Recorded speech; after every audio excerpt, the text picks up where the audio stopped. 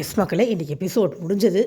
நம்ம முதல்ல இந்த விக்ரம் விஷயத்தை பேசிடுவோம். ஏன்னா அதுதான் இப்போ பெருசாக போச்சு. அவர் இதை பண்ணுவாருன்னு நான் சுத்தமாக எதிர்பார்க்கல, சீரியஸாக எதிர்பார்க்கல. அந்த அளவுக்கு கான்ஷியஸ் இல்லாமல் இருக்கணுமா, கேம் விளையாடணுமா அப்படிங்கிறது எனக்கு நிஜமாகவே தெரியல. எல்லாருக்குமே ஒரு கட்டத்தில் கண்ட்ரோல் போகிறது தான். பட் அதை பிடிச்சி வச்சுக்கிட்டு விளையாடுறது தானே பிக் பாஸ் கேமு. இந்த வாரம் நடந்த எல்லா தப்பையுமே நியூட்ரலைஸ் பண்ணி விஜய் சேதுபதி சார் 2 நாளும் வச்சு செய்கிறதுக்கு டாபிக் கொடுத்த மாதிரி ஆயிடுச்சு. விக்ரம் பண்ணது ஒரு நூலெல்லாம் மிஸ் ஆகிருந்தால் உண்மையிலே ஆதிரையோட மூஞ்சி முகரையெல்லாம் உடஞ்சி போயிருக்கும். அவ்வளோ தூரத்துக்கு அக்ரெஷன் தேவையில்லை. கேட்டால் சபரி பண்ணதெல்லாம் கூட ஒன்றுமே இல்லை. அவர் வேணும்னே பண்ணலை, அது கேமில் தெரியாமல். பட் இவர் தெரிஞ்சே போய் எஃப்ஜே காலை பிடிச்சி இழுத்துட்டார். எஃப்ஜே தலை மேலே ஆதிரையை உட்காந்துருக்காங்க. இவர் போய் காலை பிடிச்சி இழுத்துட்டார். அது தப்பு இல்லை, பிடிச்சி தள்ளியிருக்கலாம், இறக்க ட்ரை பண்ணியிருக்கலாம், ஆதிரை கை பிடிச்சி இழுத்துருக்கலாம், வாட் எவர். பட் எஃப்ஜியோட காலை பிடிச்சி இழுத்து எஃப்ஜி விழுந்தால் லிட்டரலி அவங்களும் கீழே விழுந்துருவாங்க. நம்ம ஒன்றும் அங்கே பவுன்ஸ் பேக்லேயும் எதுவும் இல்லை, சாதா தர அது மண்டை உடஞ்சிரும், மூஞ்சி பேந்துடும், என்ன வேணாலும் நடந்திருக்கும்ல. பார்வதிக்கு பட்டதை விட பெருசாக பட்டிருக்க நிறைய வாய்ப்பு இருக்குது. சபரி கூட அதை வேணும்னு பண்ணலை, பட் இவர் இது தெரிஞ்சு பண்ணிட்டார்ல, ரொம்ப பெரிய தப்பு. ஏன்னா விக்ரம் கிட்ட இதை எதிர்பார்க்கல. ஏன்னா எல்லாருக்கும் வீட்டில் இருக்கிற அத்தனை பேருக்கும் டிசப்பாயின்மெண்ட் என்னென்னா, எல்லாருக்கும் அட்வைஸ் பண்ணுறவர் விக்ரம். இது பண்ணக்கூடாது, அது பண்ணக்கூடாது, இப்படி பண்ணோம், அப்படி பண்ணோன்னு 1008 சொல்லக்கூடிய விக்ரம், எல்லாத்துலேயும் பார்த்து பார்த்து கரெக்டாக இருக்கணும்னு இருக்கிற விக்ரம் இப்படி பண்ணது ரொம்ப தப்பு. அந்த ஃப்ராக்ஷன் ஆஃப் செகண்டில் அது எப்படி ஆகிடுச்சுன்னா, ஐயோ நான் கோவத்தில் குத்திட்டேன், செத்துட்டாங்களேன்னு வருத்தப்பட்டால் எதிரில் இருக்கிறவங்க திருப்பி வரமாட்டாங்கல்ல, அந்த மாதிரி ஆகிடுச்சு. என்னையை கேட்டால் வருத்தப்பட்டு அவரே இந்நேரம் வெளியில் போயிருந்துருக்கணும். அவர் என்னமோ வந்து ரெக்கவராகி வந்து உட்காந்துருக்கிறது எனக்கு கொஞ்சம் கூட பிடிக்கல. நம்ம ரிவ்யூ தொடர்ந்து பார்த்துருந்தீங்கன்னா தெரியும், எனக்கு எப்பயுமே விக்ரம் மேலே ஒரு பெரிய மரியாதை உண்டு. ஏன்னா அவங்க நடிக்கிறாங்கன்னு எல்லாரும் சொன்னாலுமே நான் என்ன சொல்வேன்னா, நல்லவங்களாக தானே காமிச்சுக்க நடிக்கிறாங்க. ஒருத்தவங்க மோசமாக இருக்கிறத விட நல்லவங்களாக இருக்க ட்ரை பண்ணுறது ஒன்றும் தப்பு இல்லை அப்படிங்கிறத எப்போயுமே என்னோடய ஸ்டாண்டாக இருக்கும். நீங்கள் நடிக்கிறாங்க கொள்கிறாங்கன்னு என்ன வேணாலும் சொல்லிக்கங்க, பட் அது நல்லவங்களாக இருக்கிற முயற்சி அப்படிங்கிற வரைக்கும் எனக்கு அது ஓகே அப்படிங்கிற மாதிரி தான் எனக்கு இருக்கும். அதனால தான் எனக்கு கனி விக்ரம்லாம் நான் பெருசாக மற்றவங்க அப்போஸ் பண்ணுறவங்க பண்ண மாட்டேன். நல்லவங்களாக தானே இருக்காங்க, அதில் என்ன உங்களுக்கு குறை வந்துருச்சுன்னு தான் எனக்கு இருக்கும். ஆனால் இது ரொம்ப தப்பு இல்லையா எனக்கு நடந்தது. இந்த விஷயத்துக்கு யாராலுமே சப்போர்ட் பண்ண முடியாது. ரெட் கார்டு கொடுத்துருங்கன்னு தான் நான் சொல்லுவேன். ரெட் கார்டு கொடுத்து அனுப்பிச்சி விட்ருங்க, அவரை வச்சுக்கக்கூடாது. அவரே போயிருந்துருக்கணும். நான் எப்படி பார்த்தா இது தப்பு, இதுக்குரிய தண்டனை வெளியில் அனுப்பியிருக்க பிக் பாஸில் கேட்டு அவரே போயிருந்துருக்கணும். அவர் என்ன தடுக்க சாதாரணமாக உட்காந்துருக்காரு அந்த வீட்டில், எனக்கு புரியவே இல்லை சீரியஸாக. எனக்கு எஃப்ஜே கத்துறதுல அதில் எஃப்ஜே பயங்கரமாக திட்டினார், நீ இப்படி தான் பாசம் காமிச்சு ஏமாத்துவேன். ஆக்சுவலாக என்னடா இவர் காலை பிடிச்சி தூக்கி விட்டு ஆதிரை பேலன்ஸ் பண்ணி எழுந்துட்டாங்க. ஸோ அந்த இடத்துல அந்த விஷயம் வந்து விக்ரமுக்கு பெருசாக ஸ்ட்ரைக்கே ஆகலை. டாஸ்க் போச்சு, டாஸ்க்கெலாம் நல்லா தான் விளையாடாங்க. டாஸ்க் முடிஞ்சதுக்கு அப்புறம் கேப்டன் வராரு. உள்ளுக்குள்ளே வந்தப்போ எஃப்ஜே சொன்னப்போ கூட சரிதான் போட, உனக்கு ஒரு வேலை இல்லைன்னு தான் சொல்லிட்டு இருந்தார். ஒரு கடத்தில் அப்படின்னு சொன்னதுக்கப்புறம் தான் அவருக்கு புரிஞ்சுது, ஏங்க கொஞ்சம் அது எப்படிங்க நார்மலாக கூட நீங்கள் கொஞ்சம் விட்டுருதான். இவர் என்ன சொன்னார், அது எப்படிங்க நீங்கள் போய் காலை பிடிக்கலாம் அப்படின்னு கேட்டப்போ, ஏங்க யாராவது பிடிச்சிருவாங்க, சுற்றி அத்தனை பேர் இருக்காங்கல்ல அப்படின்னாரு விக்ரம். அப்போ அப்படின்னு சொல்கிறார், அது எப்படி நீங்கள் சொல்ல முடியும், ஒரு வேளை பிடிக்காமல் அவங்க கீழே உட்காந்துருந்தாங்கன்னா மண்டெல்லாம் உடஞ்சிருக்கும் அப்படின்னு சொல்லும்போது தான் ஃபஸ்ட்டு விக்ரம் ஸ்ட்ரைக்கே ஆகுது, அது எவ்வளோ பெரிய தப்புன்னு. அதுக்கப்புறம் எஃப்ஜே பின்னாடி பேசிகிட்டே இருக்கார், என்னை பேசுகிறதுக்கே திட்டுறீங்க, அவர் கொஞ்சம் விட்டு தான் ஆதிரியோட மூஞ்சி முகரெல்லாம் உடஞ்சிருக்கும், என்ன விளையாடுறான் அவன், பிடிச்சி காலை பிடிச்சி இழுத்து விட்றான், அவன் உளுந்துருதானா மண்டை உடஞ்சிருக்கும். அதை போய் எஃப்ஜே போய் வெளியில் ஜெயிலில் இருக்கிறவங்கள்ட்ட சொல்லும்போது அங்கேருந்து வினோத்தில் பதறிட்டார். வினோத் சாண்ட்ரால் அடிப்பு, அதை விட்டுருங்க. விக்ரம் மாட்டிக்கிட்டாருன்னு தெரிஞ்சோடனே சாண்ட்ரால பயங்கர சந்தோஷம் வெளியில் காமிச்சுக்க, அது அவ்வளோ சந்தோஷம் சிரித்து பேசிகிட்டு இருந்துச்சு. விக்ரம் மாட்டிக்கிட்டாருன்னு தெரிஞ்ச உடனே அதை விடுங்க, அதை பற்றி நம்மளுக்கு கொண்டு வரல. பட் உண்மையிலேயே பதறிட்டாங்க எல்லாரும். ஐயோ வினோத்லாம் ரொம்ப, ஏன்னா வினோத்துக்குலாம் விக்ரம் மேலே மரியாதை இருக்குது, அவன் அப்படி பண்ணானோ அப்படின்னு பதறிட்டார் அவர். சரி விக்ரமும் ஒரு இடம் போய் உட்காந்து யோசிச்சு ரியலைஸ் பண்ணிட்டார், போச்சு பெரிய தப்பாக பண்ணிட்டோம் அப்படின்னு. நான் என்ன சொல்கிறேன், நீங்கள் விக்ரமே சொன்னது தான், யார் செஞ்ச புண்ணியமோ அந்த பொண்ணு கொண்டு ஆளை அப்படின்னு ஒரு கட்டத்தில் புலம்ப ஆரம்பித்தார். அதுதான் உண்மை. யார் செஞ்ச புண்ணியமோ ஆதிரை கொண்டு ஆளை.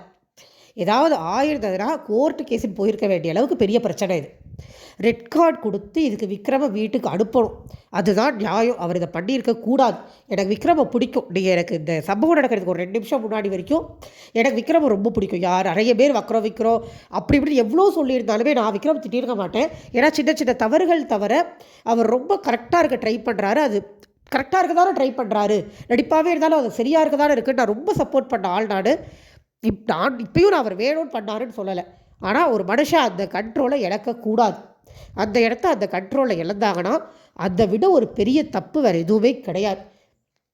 அது இவ்வளோ கண்ட்ரோல்டாக இவ்வளோ தூரத்துக்கு இருக்கிற மனுஷன் ஒரு கேமில் போயிட்டு கேமில் என்ன பண்ணாலும் சரின்ற டாப்பிக்குள்ளேயே நான் போக மாட்டேன். அது ரொம்ப ரொம்ப தப்பு.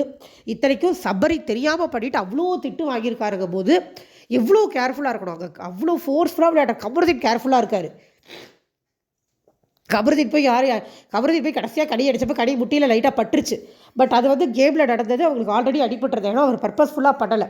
பட் இவருக்கு தெரிய வேண்டாமா? போய் இவர் காலை போய் பிடிச்சி இழுத்தா மேலே இருக்கிறவங்க கீழே விழுந்துருவாங்கன்னு தெரிய வேண்டாமா?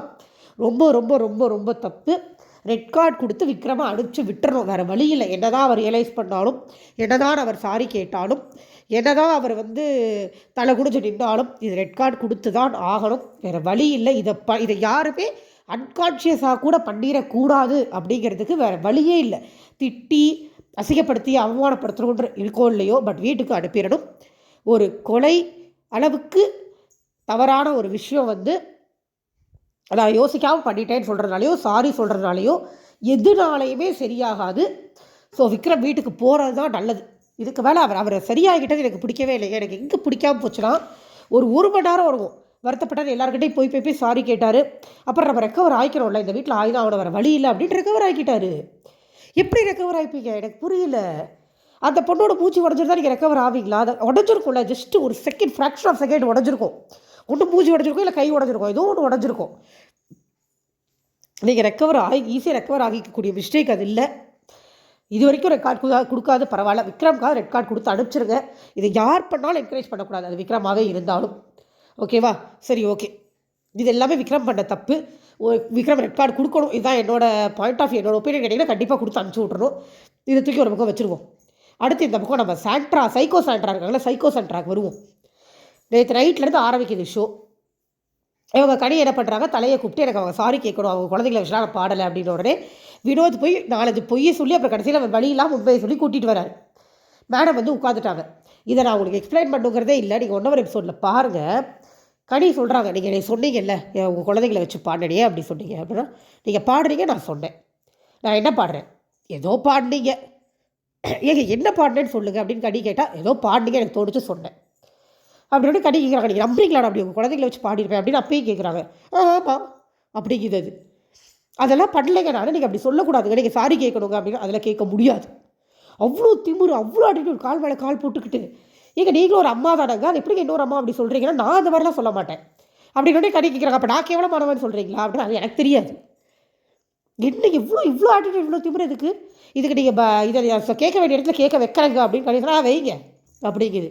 அதாவது விஜய் சேதுபதி வந்து எதை கேட்டாலும் மேடமுக்கு கண்டென்ட் தானே ஆக போகுது. நான் திட்டு தானே விஜய் போனால் அது விஜய் சேதுபதி திட்ட மாட்டாருங்கிறது சாண்ட்ராக்கு நல்லா தெரியும். அவர் நாயை தடவி கொடுக்குற மாதிரி பண்ணக்கூடாதுல்லம்மா, தப்பு இல்லைம்மா அப்படின்னு தான் கேட்டாலுமே கேட்பார். அதுவும் இப்போ விக்ரம் வந்து இவ்வளோ பெரிய கண்டென்ட்டாக தூக்கி கையில் கொடுத்துட்டாரா, இந்த பிரச்சனைலாம் அட்ரஸே ஆகாது. விக்ரம் ரெட் கார்டு விக்ரமை போட்டு ஒரு எபிசோட் ஃபுல்லாக திட்டுவார். அடுத்த எபிசோடில் ரெட் கார்டை கொடுத்து அனுப்பிச்சிட்டு எவிக்ஷன் இல்லைன்னு சொல்லிட்டு போயிடுவார். எனக்கு தெரிஞ்சு நாளைக்கு நடக்க போகிறது இதுதான். இதை தவிர வேறு எதுவும் நடக்கிறதுக்கு வாய்ப்புகள் இல்லை இல்லையா? ஸோ இது மட்டும் தான் நடக்க போகுது. ஆதிரை கூட தப்பிச்சிருவாங்களோன்னு தோணுது. விக்ரம் வெளில போயிட்டாருன்னா பார்ப்போம். ஸோ இந்த பொம்பளை அவ்வளோ திமிராக பேசிட்டு போயிடுது.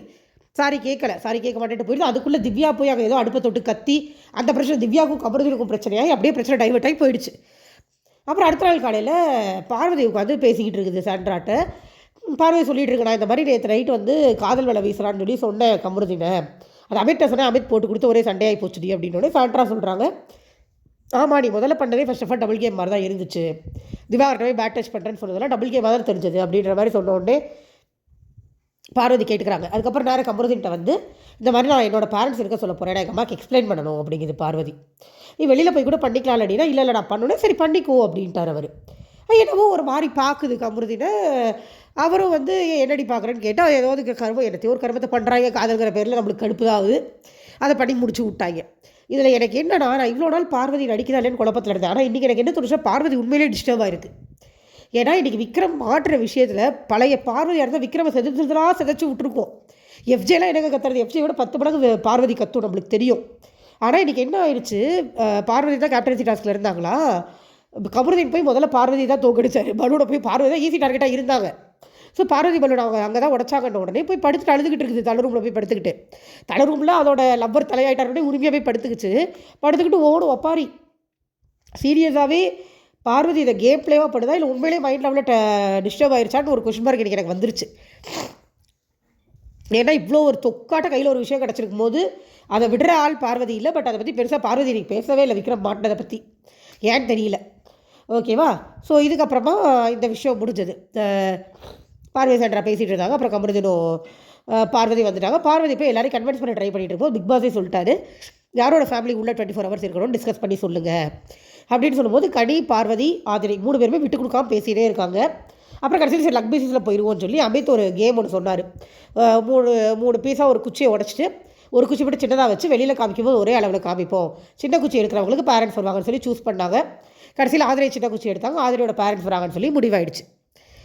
பார்வதி கனி 2 பேருமே ஒத்துக்கிட்டாங்க, வேறு வழி இல்லை, ஏன்னா லக் தான் போய் ஆகணும் அப்படிங்கும்போது ஒத்துக்கிட்டாங்க. பட் அப்புறம் கனி சொல்லிட்டு இருந்தாங்க, இவங்க 2 பேருமே வந்து இவங்க உள்ளுக்குள்ளே பண்ண தப்பை சரி பண்ணுறதுக்காக இவங்க பேரண்ட்ஸ் வந்து 24 ஹவர்ஸ் இருக்கணும் பேசணும்னு சொல்கிறாங்க. அது எப்படி நியாயமாக இருக்கும்? அப்போ தப்பே பண்ணாத நான் வச்சுக்கூடாதா? நான் தப்பண்ணாமல் இருந்த இருந்தேன்ற ஒரே காரணத்துக்காக என் ஃபேமிலி என் கூட 24 ஹவர்ஸ் இருக்கிறதுக்கு தகுதி இல்லைன்னு எப்படி ஆகும் அப்படின்னு கனி கேட்ட கேள்வி நியாயமாக தான் இருந்தது. எனக்கு அது நியாயமாக தான் பட்டது. என்னன்னா நம்ம நியாயமாக பேசுகிறோன்னு சொல்கிறவங்க ஒரு இடத்துல தப்பு பண்ணிடுறாங்களேன்னு நினச்சா தான் எனக்கு ரொம்ப வருத்தமாக இருக்கணும். இப்படி தான் விக்ரமுக்கும் சொல்லிட்டு இருந்தேன், நியாயமாக தான் பேசுகிறா, நியாயமாக தான் பண்ணுறாரு, எனக்கு பெரிய தப்பாக பண்ணி பெரிய ஆப்பா வச்சு விட்டார். இதுக்கப்புறம் பெஸ்ட் பெர்ஃபார்மன்ஸ் ஃபஸ்ட் பெர்ஃபார்மன்ஸ் வந்தது. பெஸ்ட் பெர்ஃபார்மன்ஸாக கனியும் கமருதீனும், ஃபஸ்ட்டு பெர்ஃபார்மன்ஸாக ஃபஸ்ட்டு வினோத்தை ஃபுல்லாக யுனானிமஸாக செலக்ட் பண்ணிட்டாங்க. அநியாய பார்வை தான் ஆரம்பிச்சு விட்டுச்சு. கனி இப்போ விக்ரம் போய் சாண்ட்ரா எஃப்ஜேவை சொன்னார், எஃப்ஜேக்கு போச்சுக்கிட்டே இருந்தது. நேற்றே ஒரு பிரச்சனை நடந்தது, எஃப்ஜே வந்து தலைக்கிட்ட போகும்போது எகிரிட் போகாதரா, போகக்கூடாதரா, மரியாதைலாம் பண்ணாதரான்னு விக்ரம் திட்டவே எஃப்ஜே காண்டு. இப்போ போய் ஒஸ்ட் பெர்ஃபார்மன்ஸ் வேறு சொன்னாரா, அதில் இன்னும் காண்டாயிட்டார் எஃப்ஜே. நான் எடுத்து பேசுகிறது தான் தப்புன்னு எல்லோரும் ஒஸ்ட் பெர்ஃபார்மன்ஸ் சொல்கிறீங்கன்னு சொல்லி பயங்கர காண்டெல்லாம் எஃப்ஜே ஆல்ரெடி உட்காந்துருந்தாரு. இல்லை கனிக்கும் போய் அதே சொல்லிட்டு வந்தாங்க. அதுக்கப்புறம் பார்வதி போய் வினோத் ஃபஸ்ட் பெர்ஃபார்மன்ஸ் அந்த ஆக்டிவிட்டி ஏரியாவில் போனது ஆரம்பிச்சு விட வரிசையாக வினோத் வந்து நடிச்சு விட்டாங்க. ஸோ வினோத் ஒரு ஃபஸ்ட்டு பெர்ஃபார்மர். அப்புறம் சாண்ட்ராவுக்கும் எஃப்ஜேக்கும் டை வந்தது. எல்லோரும் ஓட்டு போட்டு சாண்ட்ராவை சூஸ் பண்ணி விட்டுட்டாங்க. இந்த ஒஸ்ட் பெர்ஃபார்மன்ஸ் முடிஞ்சோடனே எஃப்ஜே போய் அரோரா கூட ஒரு சண்டை, நீ எப்படி என்னை ஒஸ்ட் பெர்ஃபார்மன்ஸ் சொல்லலாம், நீ என்ன பண்ண, நீயும் பீன் பேக்கில் படுத்து தான் தூங்குன அப்படின்னு சண்டை போடும்போது அரோரா நல்லா மூஞ்சில் அடித்த மாதிரி சொன்னாங்க. உன்னை ஒரு குத்தம் சொன்னால் உன்னால் அதை அக்செப்ட் பண்ணிக்க முடியல. உடனே வந்து அடுத்தவங்களை வந்து எப்படி எங்கெங்கேயோ சுற்றி அவங்க மேலே கொண்டு வந்து ப்ளேமாக போட பார்க்குற சொன்னவங்க மேலே உனக்கு கிரிட்டிசிசம் அக்செப்ட் பண்ணிக்கிறேன் இதுவே இல்லைன்னு சொல்லி ரொம்ப நேரம் திட்டினோடனே கடைசியில் அவர் என்ன பண்ணிட்டார், ஆமாம் நான் கிரிட்டிசிசம் அக்செப்ட் பண்ணிக்கலன்னு சொல்லி ஏன்னா பதில் பேச தெரில எஃப்ஜேக்கு அரோரா கிட்ட. எனக்கு ஐயோ அப்பா நீ அரோரா கனியாவது ஏதாவது தப்பு பண்ணி மாட்டிக்காமல் இருக்கணும் அப்படிங்கிற மாதிரி இருக்குது எனக்கு. ஏன்னா கரெக்டாக பேசுகிற நல்லா பேசுகிற ஆளுங்களாம் இப்படி சின்ன ஏதோ ஒரு வேகத்தில் ஏதோ ஒரு இடத்துல தப்பை பண்ணிவிட்டு மாட்டிக்கிட்டு வெளியில் போயிட்டாங்கன்னா அப்புறம் எவனுக்கு தாண்டா கொண்டு போய் கப்பை கொடுக்குறது அப்படிங்கிற மாதிரி தான் நம்மளுக்கு இருக்குது. அட்லீஸ்ட் இருக்கிற நல்லவங்களாச்சும் கொஞ்சம் ஒழுங்காக விளையாடுங்கடா அப்படிங்கிற மாதிரி தான் இருக்குது. அதுக்கப்புறம் இவங்க 2 பேரும் இந்த சண்டை முடிஞ்சதுக்கப்புறமா இவங்க 2 பேரும் ஜெயிலுக்கு போயிடுறாங்க. ஜெயிலில் போய் உட்காந்து சாண்ட்ரா வந்து தன்னோட பக்கம் நியாயத்தெல்லாம் சொல்லி வினோத்த மண்டைகளவே ட்ரை பண்ணிக்கிட்டு இருந்தாங்க. அதுக்கப்புறம் தான் இந்த கேப்டன்சி டாஸ்க் அனௌன்ஸ்மெண்ட் வருது. கேப்டன்சி டாஸ்க் அனௌன்ஸ்மெண்ட் வந்ததுக்கப்புறமா போகிறாங்க. கனி, பார்வதி, கமருதீன், ஐயோ ஆதிரை, இவங்க 4 பேரும் கண்டஸ்டன்ஸு. அவங்களுக்கு சப்போர்ட் பண்ணுறதுக்கு கனிக்கு விக்ரம், கமருதீனுக்கு சபரி, பார்வதி ஏதோ பெரிய அறிவாளி நினச்சி அமித்தை சூஸ் பண்ணுது, அதான் தப்பே. அதுக்கப்புறம் ஆதிரைக்கு எஃப்ஜே. இவங்க எல்லோரும் உள்ளே போகிறாங்க. ஆளாளுக்கு காலில் 2 பலூன், இந்த காலில் 2 பலூன், அந்த காலில் 2 பலூன் கட்டிக்கணும். யாரோடது ஃபுல்லாக முதல்ல உடஞ்சி கடைசியில் யாருக்கு யாரோடதுல மிச்சம் இருக்கோ அவங்க தான் வின்னர். உள்ளே போனோடனே என்ன ஆகுது, நம்ம அமித் வந்து பார்வதி மேலே தூக்கி ட்ரை பண்ணுறாரு. பார்வதியோட வெயிட்டை தூக்க முடியாமல் அவர் தடுமாறும் போது பார்வதி கீழே விழுந்துடுறாங்க. வந்து கபால்னு எல்லா வழியும் உடச்சி விட்டாங்க அந்த டைம்லேயே. அதுக்கப்புறம் பாவம் அவர் அதுக்கப்புறம் அவளை தூக்கிட்டு வேறு சுற்றிட்டு இருந்தார். ரொம்ப கஷ்டம் பார்வதி தலையில் தூக்கி வச்சுட்டு சுற்றுறதெல்லாம். தென் அதுக்கப்புறமா இவர் எஃப்ஜேவும் வந்து ஆதரை தலையில் தூக்கிட்டார். அண்ட் கமருதீன் கனியெல்லாம் கீழே தான் விளையாண்டுக்கிட்டு இருந்தாங்க. இதில் பிரச்சனையே வந்து அதான் இங்கே தான் ஆரம்பித்தது பிரச்சனை. அவரை போய் எஃப்ஜே காலை பிடிச்சிருக்கு. எஃப்ஜே அங்கேயே கத்த ஆரம்பிச்சிட்டாரு, நீ அன்பா அது இதுன்னு சொல்லி ட்ராமா போடுற, கடைசியில் இப்படி மண்டையை உடச்சிருப்பேன்னு சொல்லி கத்த ஆரம்பித்தார். நம்ம முதல்ல சொன்னது தான். அப்புறம் உள்ளே வந்ததுக்கப்புறமா இதை எகைன் அமித் போய் சொன்னதுக்கப்புறம் அவருக்கு ஒரு மாதிரி ஸ்ட்ரைக் ஆகி அதுக்கப்புறம் எல்லாருக்கிட்டையும் போய் விக்ரம் சாரி கேட்டது நம்ம பார்த்தோம். ஆதரிகிட்டையும் போய் கேட்டார். சாரி கேட்குறது ஈடு ஆகாதான், நல்ல வேலை உனக்கு ஒன்றும் ஆலை, பட் எனக்கு வேறு என்ன பண்ணுறதுன்னு தெரியல அப்படின்னோடனே அவங்களும் எனக்கு என்ன சொல்கிறதுன்னு தெரியலைங்க, நீங்கள் வந்து சாரி கேட்குறீங்க, நான் என்ன சொல்ல முடியும், நீங்கள் பண்ணியிருக்கக்கூடாது அப்படின்னு சொல்லிட்டாங்க. இதில் சுபிக்ஷா வந்த உடனே சுபிக்ஷா நேராக போய் எஃப்ஜேட்ட என்ன இருந்தாலும் விக்ரம் அப்படி பண்ணியிருக்கக்கூடாது, கால்லாம் பிடிச்சி இழுத்து விட்றாரு, நீ நேரம் போய் விக்ரம்கிட்ட சொல்ல வேண்டியதான். அந்த இடத்துல சுபிக்ஷாவோட ஒரு கேவலமான விஷபுத்தியை நான் பார்த்தேன். நேராக போய் விக்ரம்கிட்ட சொல்லியிருக்கணும், நீங்கள் போய் கால் எழுத்துருக்கக்கூடாதுன்னா தப்பு, அது எப்படி அப்படி பண்ணலான்னு கேட்டிருந்தா நீ நியாயமான பொண்ணை ஒத்துக்கிட்டு இருப்பேன். நேரம் எஃப்ஜே கிட்ட போய் இதுக்கு பேசுது இது. நான் என்ன சொல்லட்டுமா, சுபிக்ஷாக்கு நேற்று விக்ரம் பேசுறது சுபிக்ஷாக்கு காண்டு. அங்கே எல்லாருக்கும் சந்தோஷம் என்னை கேட்டால். அதுக்கப்புறம் சுபிக்ஷா விக்ரம் பின்னாடியே போய் சமாதானப்படுத்துற மாதிரி ட்ராமாலாம் போட்டுருந்துச்சு, ஃபுல்லாக ட்ராமா. சுபிக்ஷா சரியான ட்ராமா. நான் கூட நேற்று உண்மைன்னு நினச்சேன், ஆனால் இன்றைக்கி சொல்கிறேங்க சுபிக்ஷா கம்ப்ளீட் ட்ராமா. எனக்கு தெரிஞ்சு அங்கே உண்மையிலே விக்ரம்காக வருத்தப்பட்டது கனியும் அரோராவும் மட்டும்தான். வினோத்துமே ஃபஸ்ட்டு திட்டினார். அப்புறம் விக்ரம் வந்து சாரி கேட்கும்போது விக்ரம் கையெல்லாம் நடுங்கிருச்சு. அவர் வந்து பார்த்தார், வினோத் வந்து பார்த்துட்டு ஐயோ ஆமாம் உண்மையிலே அவன் நடுக்கிறான்டா அப்படின்ட்டு சரி இப்போ ரியலைஸ் பண்ணல விடு அப்படிங்கிற மாதிரி சொல்லிட்டு போயிட்டார். எனக்கு ஒன்றே ஒன்று பிடிக்கல, விக்ரம்நாதன்லேருந்து ரொம்ப சீக்கிரம் வெளியில் வந்து அங்கே போய் எடுத்து திங்கிறது, கொடுத்த கேக்கை வெட்டினாங்க 75th டேன்னு சொல்லிட்டு அதை எடுத்து சாப்பிட்டுட்டு உட்காந்துருக்காரு. ஒரு மனுஷனுக்கு ஒரு நாள் கூட அந்த ரெக்ரெட் இருக்காது. அட்லீஸ்ட் வீக்கெண்டில் திட்டு வாங்கி என்ன ரிப்ளை வருதுன்னு பார்த்ததுக்கப்புறம் சகஜமாக இருந்தால் கூட, கொஞ்சம் கொஞ்சமாக சபரி மாதிரி ரெக்கவர் ஆகிருந்தால் கூட எனக்கு ஓகேவாக இருந்திருக்கும். பட் அது இல்லாமல் அவர் டைரெக்டாக உடனே போய் சாப்பிட ஆரம்பித்தது, சிரிக்கிறது, இதெல்லாம் பார்க்கும்போது ஒரு பொண்ணுக்கு லைஃபே போயிருக்கும். அதை பண்ணிவிட்டு எப்படி எவ்வளோ சீக்கிரம் ரெக்கவர் ஆவீங்க? அப்போ என்ன உங்கள் மைண்ட் செட் அப்படிங்கிற மாதிரி எனக்கு இருந்தது சீரியஸாக. எல்லாருமே ஏதோ ஒரு வகையில் வெர்ஷன் ப்ரூஃப் பண்ணுற மாதிரி இருக்குது. எனக்கு அந்த மைண்ட் செட் எனக்கு சுத்தமாக பிடிக்கல. நான் ரொம்ப ரெக்ரெட் பண்ணுவாருன்னு நினச்சேன். பட் ரொம்ப சீக்கிரமாக ரெக்கவர் ஆகிட்டார். அது பெரிய தப்பு. எஃப்ஜே எல்லாருக்கிட்டையும் போய் சாரி கேட்டார், அதெல்லாம் இல்லைன்னு சொல்ல மாட்டேன். பட் உங்கள் சாரி விஷயம் என்ன பண்ண முடியும்? 10 பைசாக்கு ப்ரோஜனம் இல்லை இல்லையா? அந்த பொண்ணுக்கு ஏதாவது ஆயிருந்ததுன்னா அந்த அக்ரெஷன் தேவையில்லை. நம்ம போன சீசனில் நான் முத்துக்குமாருக்கே சொல்லியிருக்கேன். அவர் முதல்ல ஒரு கேமில் பொண்ணுங்களை தூக்கி போட்டு புரட்டி பயங்கர அக்ரெஷனாக விளையாண்டார். அப்போ அவருக்கே சொல்லியிருக்கோம், டைட்டில் வினர் அவர் வந்த புதுசுலேயே அதை தான் சொன்னது, அக்ரெஷனாக விளையாடக்கூடாது, இவ்வளோ அக்ரெஷனான ஒரு ஆளுக்கு எப்படி டைட்டில் கொடுப்பீங்கன்னா. அப்புறம் அவர் கொஞ்சம் கொஞ்சமாக மாற்றிக்கிட்டார். ஸோ இது ரொம்ப பெரிய மிஸ்டேக். இது விக்ரம் பண்ணக்கூடாதுங்க. அவரோட நியாயம் பேசுகிற விக்ரம் பண்ணக்கூடாது. இப்போ கேமுக்காக என்ன வேணாலும் பண்ணலாம் அப்படின்னு நினைக்கிற வினோத்தோ எஃப்ஜேவோ இல்லை கமருதீனோ இந்த மாதிரி ஆளுங்க பண்ணிட்டு தான் தப்பாக தெரிஞ்சிருக்காது. ஏன்னா அவங்க அப்படி தான் பண்ணுவாங்க. எப்போயுமே அவங்க பண்ணுவாங்க, நம்ம ரெட் கார்டு போராடுவோம், ஒன்றும் கிடைக்காது, திட்டுவார், கிராஸ் ஆகி போயிடும். கரெக்ட். விக்ரம் எப்படி பண்ணலாம்? அந்த மனுஷன் மேலே எல்லாருமே ஒரு நம்பிக்கை வச்சுருந்தோம், அவர் தப்பு பண்ண மாட்டார் அப்படின்னு. எந்த பக்கமே ஜஸ்டிஃபை பண்ண முடியாத ஒரு மிகப்பெரிய தவறாக போயிடுச்சு. அது என்ன சொல்கிறதுன்னு தெரியலை. பட் ரெட் கார்டு கொடுத்து அவர் அனுப்புறது அவருக்கு மரியாதையே எனக்கு தோணுது. போயிடணும் வெளியில். எனக்கு கேட்டால் அவரே போயிருக்கணும், இந்நேரம் போயிருக்கணும் கிளம்பி. ஆயிடுச்சு, நீங்கள் எலிமினேட் பண்ணி அனுப்பிடுங்க, நான் பனிஷ்மெண்ட்டாக இருக்கட்டும் அப்படின்னு. ஒரு வேளை காசு வராதுன்னு நினைக்கிறாரா, இல்லை கெட்ட பேர் ஆயிரும்னு நினைக்கிறாரா? அவருக்கு தெரியுது எல்லாமே எப்படி வீக்கெண்டில் கழுவி ஊற்றுவாங்க, சபரிக்கான மாதிரி ஆயிடுச்சு, கண்டிப்பாக அசிங்கமாக வாங்குவேன், எல்லாமே அவருக்கு தெரியுது. பட் இதெல்லாம் நீங்கள் ரியலைஸ் பண்ணுறதுனால நீங்கள் பண்ண நினச்சது பெரிய தப்பு, மிகப்பெரிய தப்பு. அது எதுவுமே சரியாகாது அப்படிங்கிறது தான் என்னோட ஒரே ஒரு பாயிண்ட். எதை சொல்லியுமே நீங்கள் அந்த தவிர ஈக்குவலைஸ் கூட பண்ண முடியாது அப்படிங்கிறது தான். பார்ப்போம் நாளைக்கு என்ன நடக்குதுன்னு பார்க்கலாம், வெயிட் பண்ணுவோம். உங்களோட கருத்தை பகிர்ந்துக்கோங்க. Thank you so much. சப்போர்ட்டர்ஸ் இருந்தீங்கன்னா கண்மூடித்தனமாக சப்போர்ட் பண்ணாதீங்க. நான் எப்பயே சொல்கிறேன், தப்பு தான். நம்ம எப்படி கரெக்டாக இருக்கும்போது எவ்வளோ தூரம் சப்போர்ட் பண்ணுறோமோ, தப்புங்கும்போது தப்புன்னு சொல்லிடணும். என்ன தான் ரியலைஸ் பண்ணாலுமே தப்பு தான் இல்லையா? அதனால தான் நான் சொல்கிறேன். மற்றபடி எனக்கு பர்சனலாலாம் ஒன்றும் கிடையாது.